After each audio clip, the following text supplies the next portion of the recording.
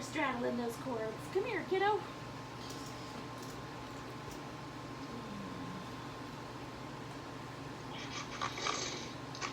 Somehow I've gotten this tangled up a little bit. Hang on. Untangle myself.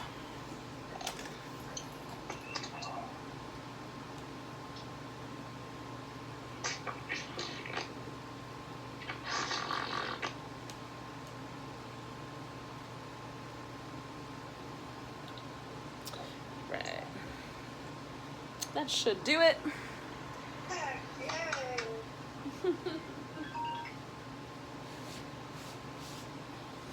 All right, so here we are. Oh, we good? Okay,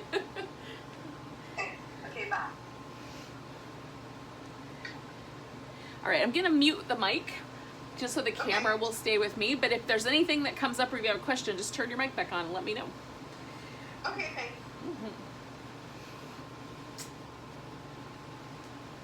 Sometimes we get one or two more lunchtime folks that show up when their meeting is done, so we'll see.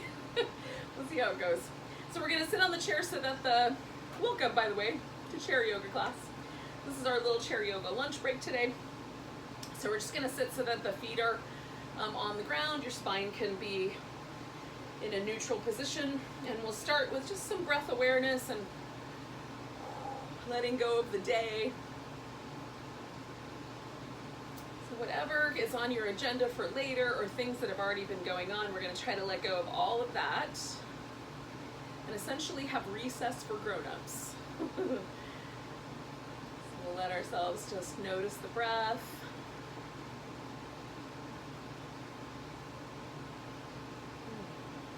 Breathe nice and deep. You might find that there's maybe a little tension around your shoulders, or maybe you've been holding some muscle tension around your eyebrows. And so as we start to relax and open and soften all those places, it might invite us into a little deeper breath pattern.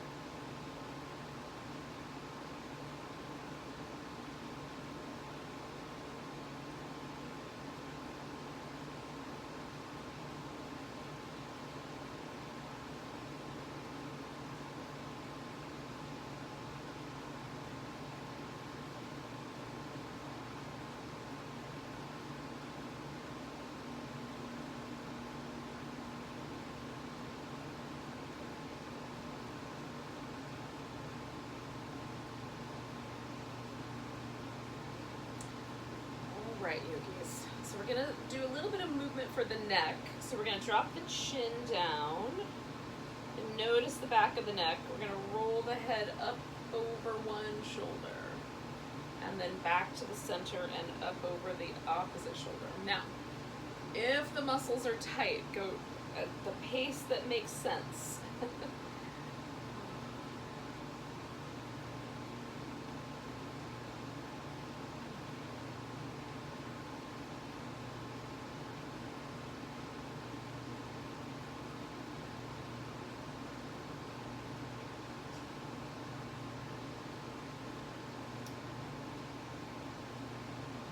Going back and forth.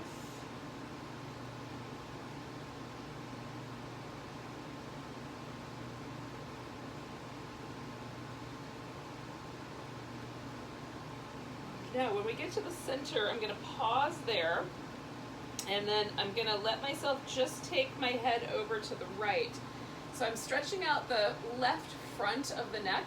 So now I'm gonna draw my shoulder blade, or sorry, my collarbone down and away from the chin, and I'm gonna take my head a little bit, lift my chin a little more to the diagonal, so that I'm stretching this muscle that lives right there in the front of the neck.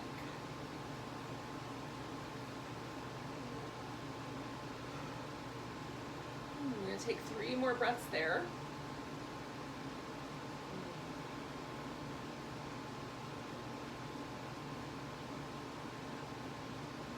One more.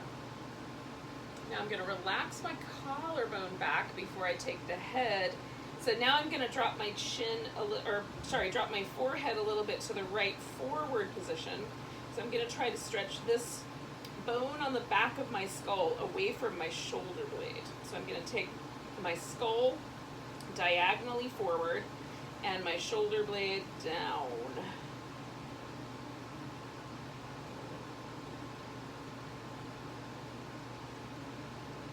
Whew. Sometimes when we work these little muscles, because of the way they position the head, there might be some really interesting responses like yawning or salivation. You might feel the need to kind of smack your lips. It just means that we're releasing pressure on the nerves that live in that area. They're the same nerves that control some of those responses in the mouth. Okay, so we're going to take a nice big breath and let your shoulder relax and then let your head float up to the center. And then just for a moment, pause. You can move the shoulders around a little. And notice if the left side feels any longer or softer than the right side. So it does, for me anyway. So I'm going to take my head now so that it's over on the left, and then I'm going to take my chin away from my collarbone. So I'm going to stretch this muscle in the front, sternocleidomastoid, which has a great name. I feel like that should be the name of a dinosaur.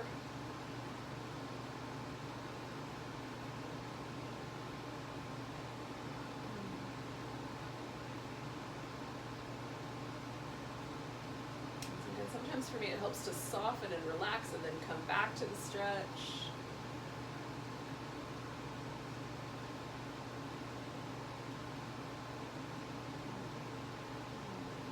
Two more big breaths.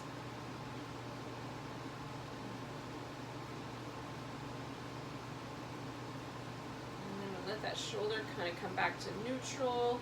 I'm going to take my head the opposite way. So now I'm going to bring the back of my skull away from my shoulder blade and then pull the shoulder blade down away from the back of the skull. And that's the levator scapulae muscle.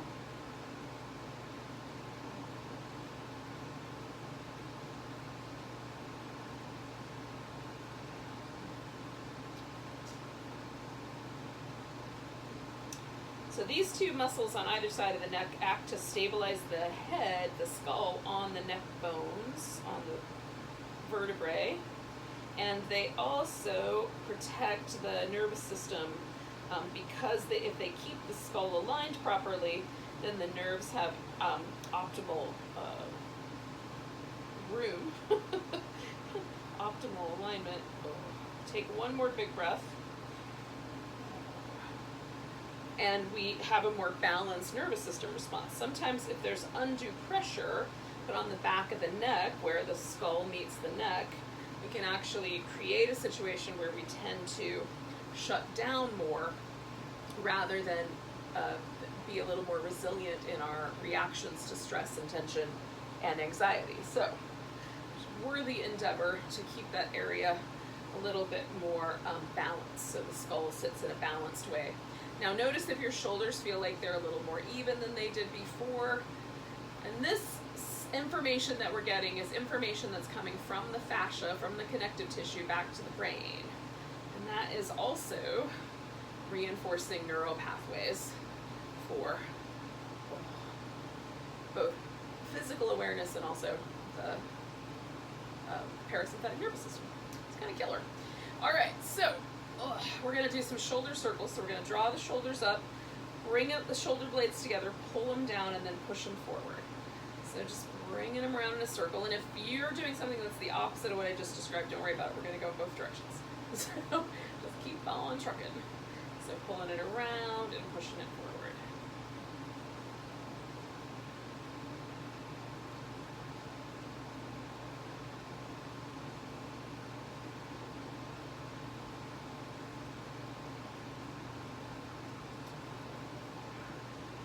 I'm going to do that one more time.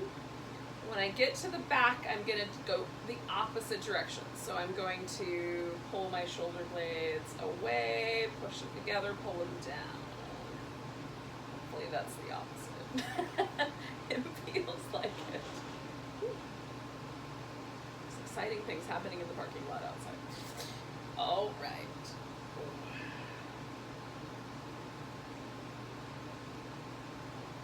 One more time. Okay, so hopefully the shoulders are feeling good. We're going to do some sun salutations today. So I'm going to scoot a little bit forward on my chair so I have plenty of room to arch my back. Sit up nice and tall. And we're going to let the arms dangle, let the shoulders relax. Sitting up tall and kind of reaching up toward the ceiling, take a big breath. As you exhale, you're going to fold forward, put your hands on your thighs. Inhale, coming into a cobra. So I'm going to lift my back, pull my collarbones wider. The head and neck are allowed to go along for the ride. And then I'm going to round my back like a cat. Sit up tall, reach the right arm up, turn to the left, put that right arm around. Maybe it goes to the outside of the knee, maybe not quite that far.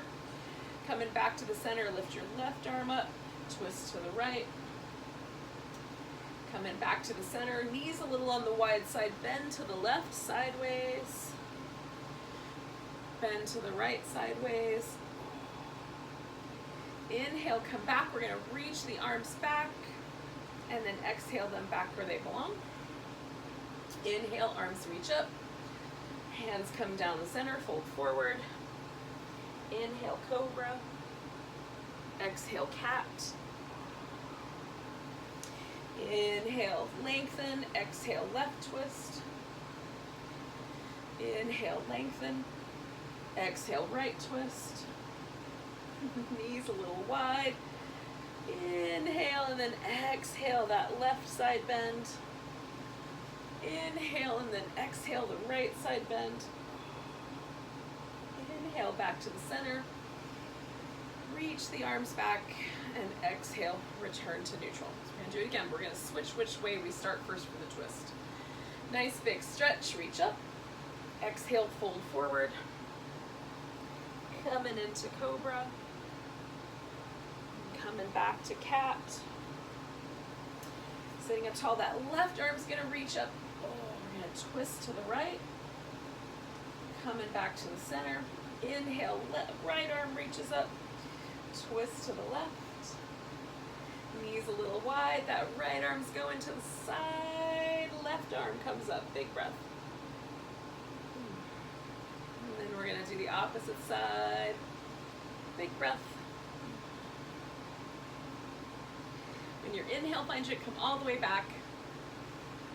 And then return the arms to neutral. So one more time like that. Big inhale, arms go up, stretch. Exhale, fold forward. Inhale into cobra. Exhale to cat. Inhale, left arm comes up, twist to the right. Inhale, right arm goes up, twist to the left. Inhale to the center, we're bending to the right. Inhale, big breath. And to the left. Inhale, reach the arms back, return to neutral. So we're gonna keep those little cat shapes going, little cats and cobras, just moving the spine back and forth.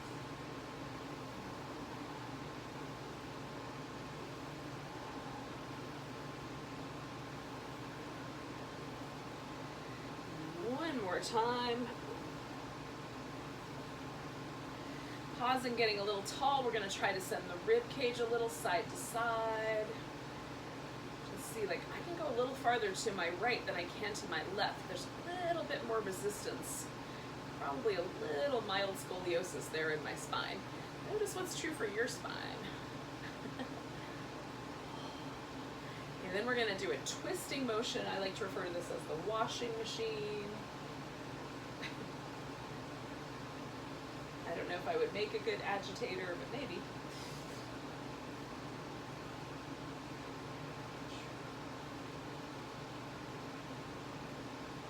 Okay, so then we're going to do a little blown palm. So we're going to take the legs out, come in over to one side, and then over the other side. Just going back and forth. So we're using these just as movement patterns to create a little flexibility, a little motion, a little fluidity in the spine. Hopefully it's working.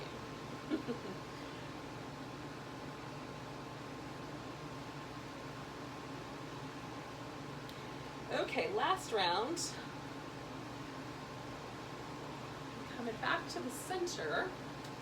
So we're going to do a little movement for the wrists. So just spinning the wrist in a circle.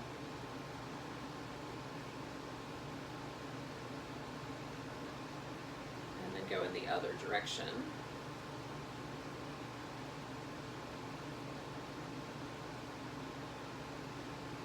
Spreading the hands out really big. Curling the hands in really tight. Spreading them out really big.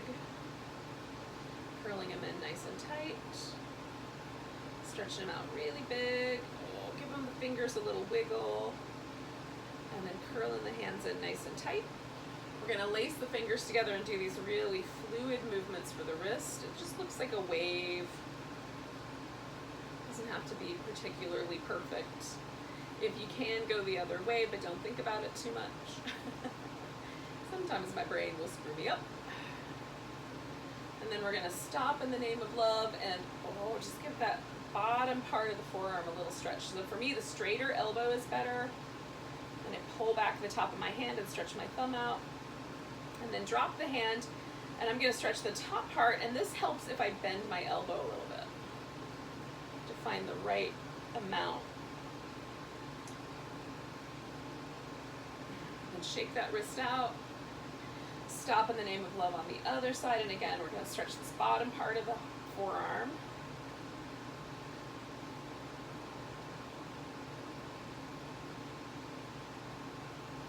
Drop the wrist and bend the elbow a little bit till I find that stretch right across the top part of my forearm. It helps me to stretch my fingers out. And then release that arm. All right, so hopefully our upper body's feeling pretty great. Let's work with our lower bodies. So we're gonna turn sideways. And I've got my knee right on the back edge of the chair, right on the edge of the chair, so that my hips are as close to the back, maybe even hanging off the chair if possible. Then we're going to take this leg that's kind of loose and reach it back into a lunge. So I can use the back of my chair for support. You can bend the knee a little bit more if you need to keep your low back happy. So just noticing if the hip flexors are super tight, they'll pull your low back forward rather than allow you to straighten your legs. So be mindful of your low back. I'm going to stay for about 3 more big breaths.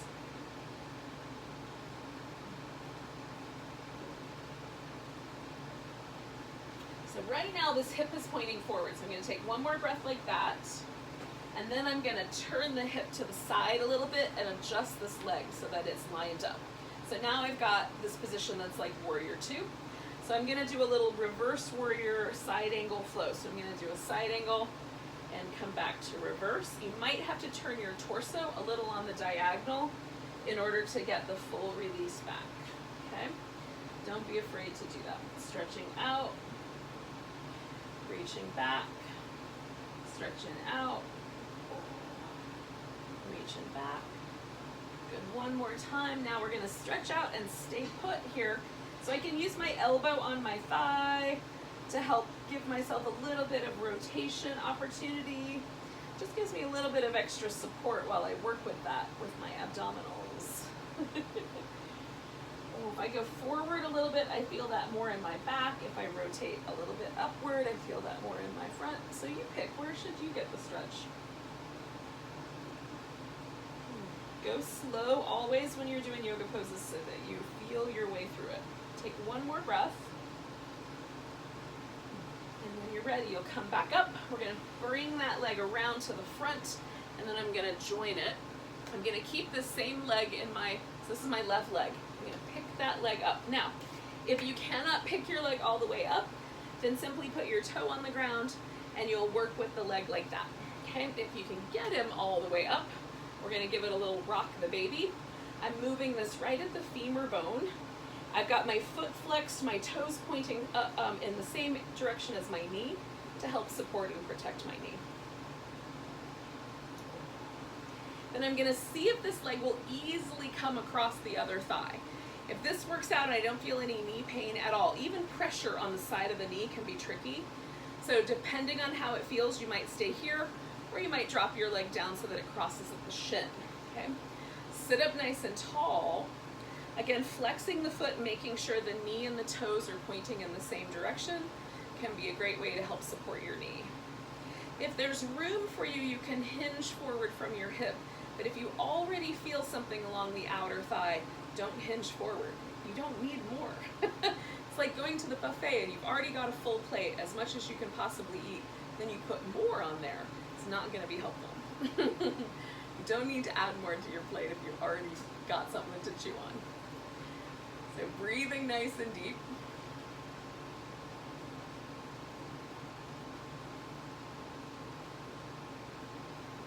Take one more big breath.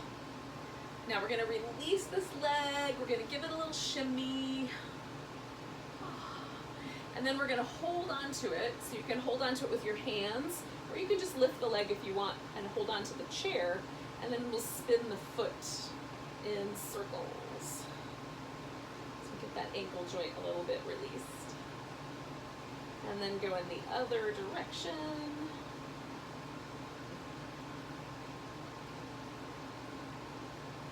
And then point and flex. Feels good. I like doing some work for my foot and ankle. They're hard working. Those body parts. With very little thanks. When is there ever a foot and ankle vacation? Never. They never get time off. All right, so now I'm going to turn all the way around to the opposite side of my chair. Again, I've got my knee right over near the edge of the chair and my hip as close to the edge and the back as possible, so that as I see if I can straighten this leg out, I have some room for that. If I'm too far up my chair, I'll run into it with my leg. So again, your leg might go all the way straight, or it might be better to keep the knee a little bit bent, supporting your low back with your abdominals. Breathing nice and deep.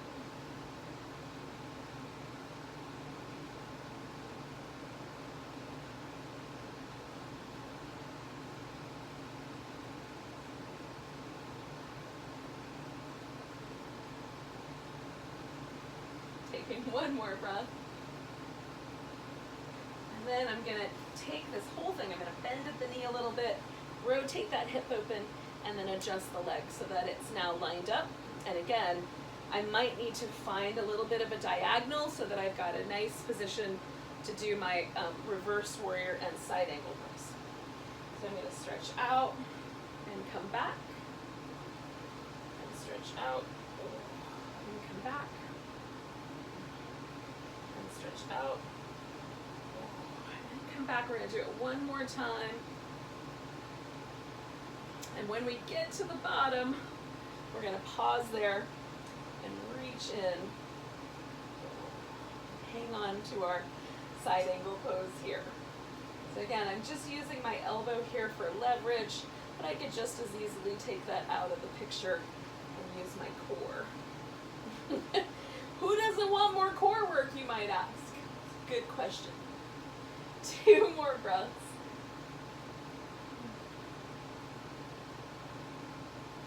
And then we're going to bring this leg around. I'm going to come around to meet it. I'm going to give my hips a little shimmy before I do some rock the baby.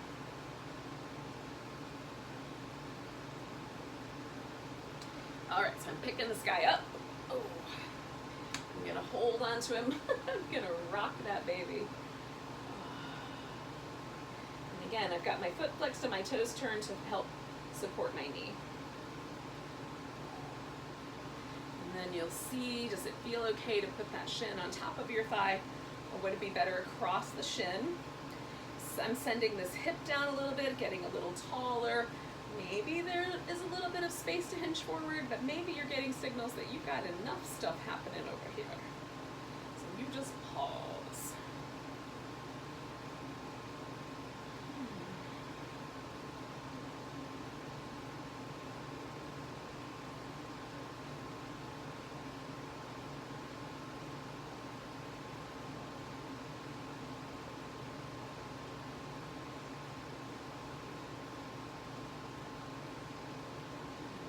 big breaths.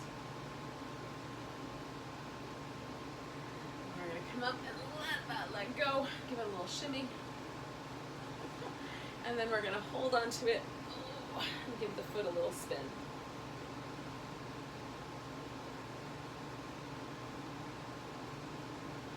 And go the other direction.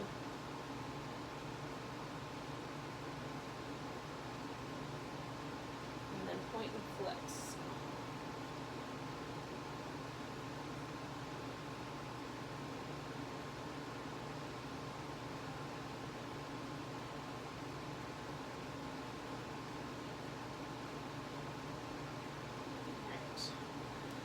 That leg a little release. Now yogis, we're going to do standing balance practice, a tree pose to go with the trees, and then we're going to do a little downward dog. So we're going to stand up, you're going to stand beside your chair. I'm going to back mine up just a little bit. I'm going to get a little too close to the plants, but I think you'll be able to see it better. So the leg that I'm standing on is going to be the one that's closest to the chair. I can use the chair to get myself started, so putting the foot somewhere against the inner thigh or calf or even the ankle. And then if possible, let go of the chair so that you're standing. And if you happen to fall, catch with your foot. This is the practice that we always want to do with balance, is teaching ourselves to be out of balance and catch. It's more important than actually balancing itself. So 2 more breaths. We're hugging the hips in, hugging the sides of the waist in, getting a little taller. So we're getting lots of extra action there. Good. So we're going to let that leg come up front. Try to hold it up for a moment. Ooh. This one gets big on the quads. Then we're going to put that leg down. Can you feel the difference between the leg you were standing on and the leg you weren't? And then we're going to back ourselves up. Hopefully I've got enough room here to do a downward dog. So put your hands on the chair and pull your hips back.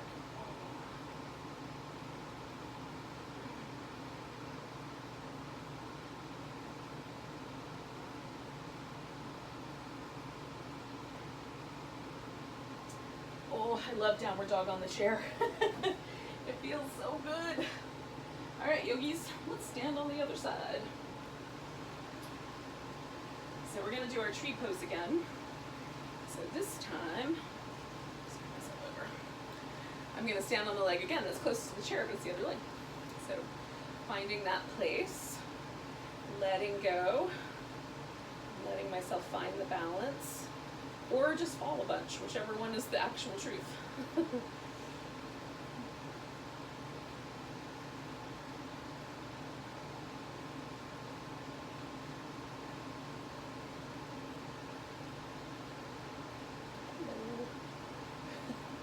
Discovering my friends.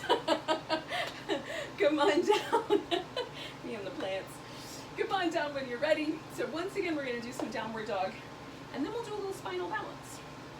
So we're going to back ourselves up. Reach out. Oh. Let your hips fall back and let your shoulders relax into it. Sorry, rubber tree.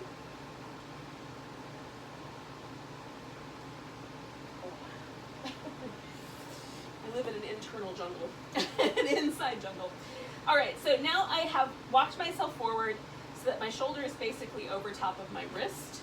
I'm going to put my hands on the chair. You can hold onto the edges as well. I'm going to take my right leg back behind me and the left arm out in front. Hug in through the sides of the waist and really stretch between those 2 points. So this is some great core work. In the event you need some extra core work, consider this. Last breath here. And we're going to bring that leg down and we're going to switch sides. So I'm going to take my left leg back and my right arm out front. Hug through the sides of the waist and stretch.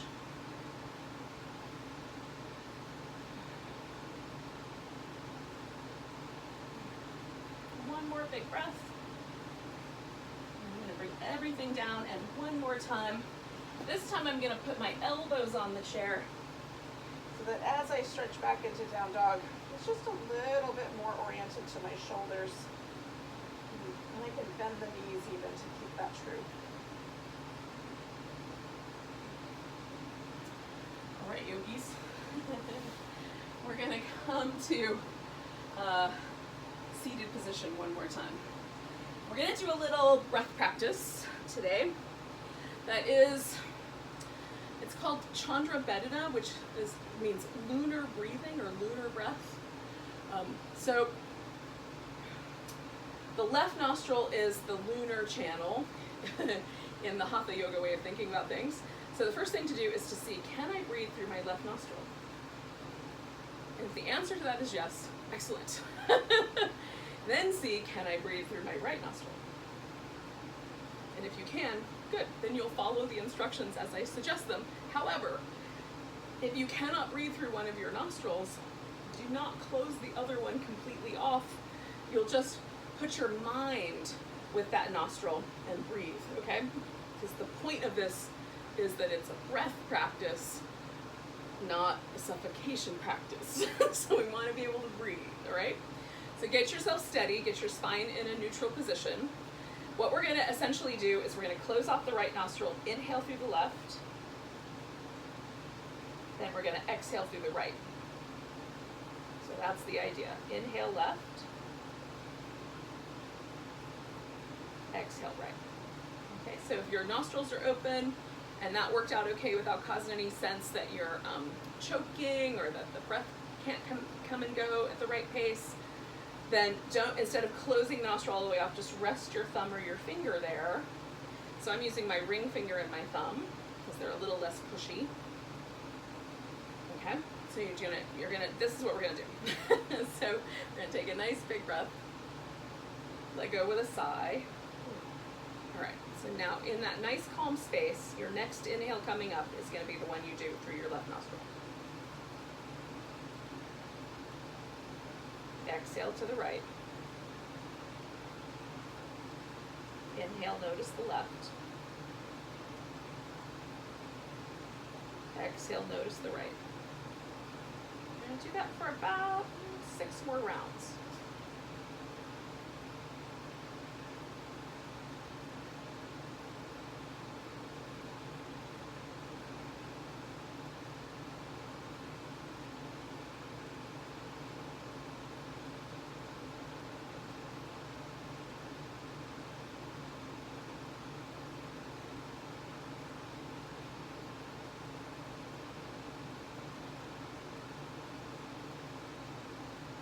Should breathe at your own pace, whatever that is.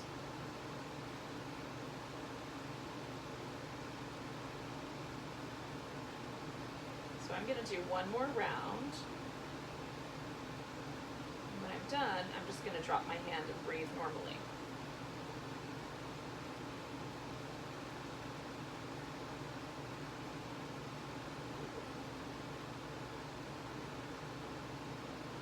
Now the task is to just notice the breath again. Notice any changes in sensitivity to the nostrils, or your awareness, or your mental state.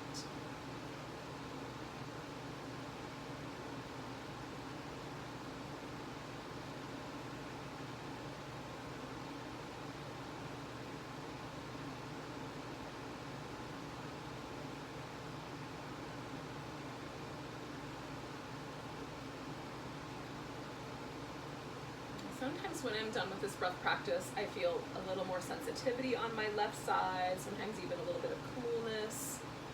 It often helps me, breath practices often help me to become a little more meditative. If it's hard to meditate in a traditional way where you just sit and try to keep your mind clear, breath practices can give you something kind of to do. So it becomes a focusing practice to help you kind of block out all the other things.